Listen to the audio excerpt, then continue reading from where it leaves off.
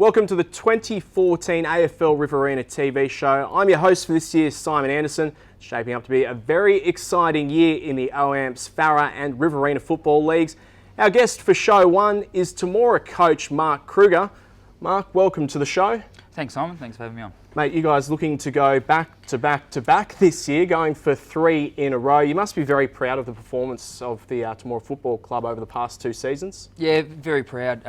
Probably not just on field, off field. Our committee's a very hard working committee, and we've made ourselves a little bit more professional about the way we go about things. So we've been able to get success on the board, but there's a lot happening off the field that I'm extremely proud of with our club. It has been a tough off-season heading into the 2014 season, one of the premiership players from the side passing away. How has the club as a whole handled that?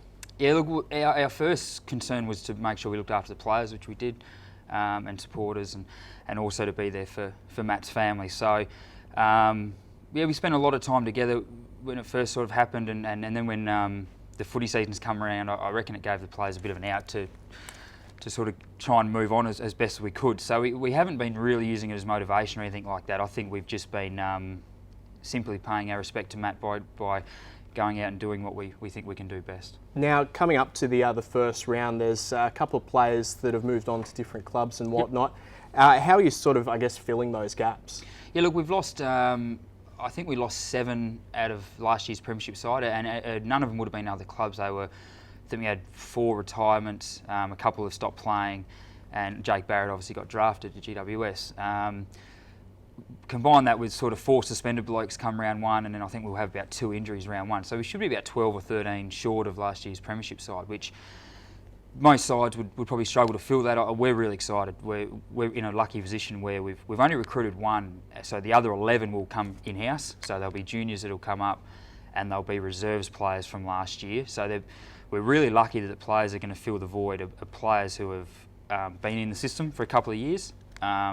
So we think our turnaround is actually going to be really quick. We think we can be successful at the same time as regenerating. A bit of depth in the club, some good under-17s players. You're going to be, using some of them in the first grade side for, the early rounds. Yeah, look, we've got there's been some really good under-17s kids. Young Jack Irvine, who just got selected in the TAC Cup side.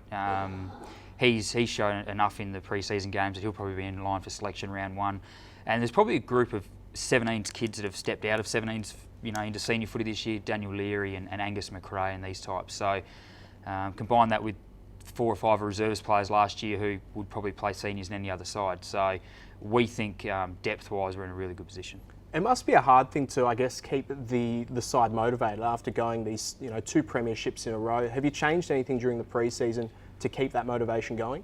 Yeah, look, for this third year, our game plan's going to be a little bit different. Our first 2 years was pretty similar. This year, we've added a few little things which has given the boys a bit of excitement. And also the changing of the guard, like Scott Blackwell retired, and then we've been able to bring Matt Wallace in from South Australia, and Mickey Oliver retiring down back, and we've got some good kids in Darius and Evans and all these who are dying to play senior footy and have wanted to for the last 2 years but couldn't get a game. So you'd be surprised how exciting that makes a group, having all these new youngsters wanting to play senior footy. Who do you see as, I guess, the biggest threats in the competition this year to Temora? Yeah, look, really interesting. Each year you get asked the same question and you don't know until the year comes around. But I've still got to, you still got to say the Rock. As much as people have said they've lost, nothing beats a good culture and good structures, and I think the Rock do that, and they've got a really good coach who's a very good player. So I still think the Rock will be a pretty big threat, and I think East Wagga probably as well. I've got a lot of time for their coach, Gav McMahon. He's spent a bit of time with him and he's a really good bloke, and I think he's doing some really good things with him, so East Wagga as well. Speaking hypothetically, if you could pick 1 player from any other rival team to have on board at Temora, who would that be? Oh, God. I've always got a lot of time for David Pieper from the Rock. I reckon he's a classy player, and I just like the way he goes about his footy. He's just really classy about it. I think he'd be a great teacher as well, and he's just somebody that I think plays footy in the right way, so I'd definitely say him. This season, would you like to see something like night finals brought into the Farah League? Personally, no. I'm a bit of a traditionalist. I like keeping all things, the way they have been for a while. So probably not. I wouldn't be a huge fan of it, but whatever the league creates, we'll jump on board with. And obviously we've seen a venue like Robertson Oval transformed into a brilliant football ground. We saw the NAB Challenge there earlier in the year. Yep. Is it something that you'd like to see a final or grand final played there?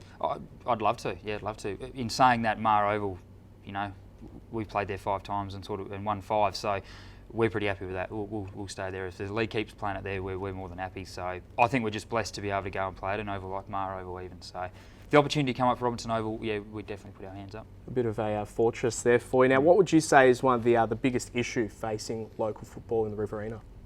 There's probably 2 areas. I think the quick one is getting coaches and presidents probably more aligned. I think last year we fell off big time with going into other clubs for a beer and stuff like that. I think that really there's a lot of off-field stuff. So I'd like to see coaches and presidents get things back where we're enjoying, making our players enjoy it a bit more and communicating with other teams. I think that's an area that we definitely at Temora can get better at. And then probably the Interleague. I think the Interleague's got a lot that it needs to be improved in and yes, maybe learn from some other states and some other leagues of how they do it, because I think we've got the players there. We just need to get it up and running. Now, considering your success in the past couple of years, a couple of football followers in the local area believe that Temora should be playing in the RFL. What are your thoughts on that? I haven't been around long enough. I've only been here 2 years, but we didn't win a flag for 52 years, so it's pretty hard to win 2 and then get thrown straight up. I think you've got to have sustained success for a while first before you can be talking like that. It's only been 2 years, so we're not ready to jump too far into it. We're happy with what we're doing, and we'd like to get 5 or 10 years success first before we probably even talk about that. I think.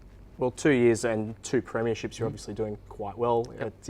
With your coaching, do you have any aspirations to coach at a higher level? Yeah, definitely. I think most coaches, successful coaches would. My first thing is just to, I enjoy it. That's the best part. I enjoy it, and I love seeing teams and individuals succeed. That's my number one thing. If I can get it at higher levels, that'd be great. And that's definitely something that I'm definitely striving for. But at the minute, what we're doing at Temora is my number one aim. Mate, thank you very much for your time on the 2014 AFL Riverina TV show, and good luck for the 2014 season. Thank you very much. Good debut by you. Good stuff.